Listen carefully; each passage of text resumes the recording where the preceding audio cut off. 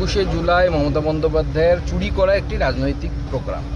চুরি করা কেন বলছি? কারণ কংগ্রেসের লোকেরা শহীদ হয়েছিল, এ বিষয়ে কোনো সন্দেহ নেই। কী করতে গেছিল তারা? মহাকরণ দখল করতে গেছিল।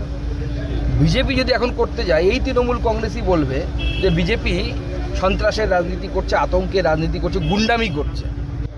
অথচ কংগ্রেসের এই শহীদ দিবসকে চুরি করে নিয়ে মমতা বন্দ্যোপাধ্যায় এবং তার দলবল বর্তমানে তাকে ডিম ভাত দিবসে পরিণত করেছেন। এটা হচ্ছে আমাদের বাৎসরিক ডিম ভাত দিবস। এই ডিম ভাত দিবসে উনি 21শে জুলাই কোর্টও বুঝতে পেরেছেন, সবাইকে বাধ্য করা হয়, কন্ট্রাকচুয়াল কর্মী থেকে শুরু করে সিনেমা আর্টিস্ট, যারা তথাকথিত বুদ্ধিজীবী, যাদের বুদ্ধিতে প্রতি মাসে আবার মমতা বন্দ্যোপাধ্যায়কে পেট্রোল ডিজেল ঢালতে হয়, নাহলে বুদ্ধি ঠিকমতো ইগনাইট হয় না, জ্বলে না।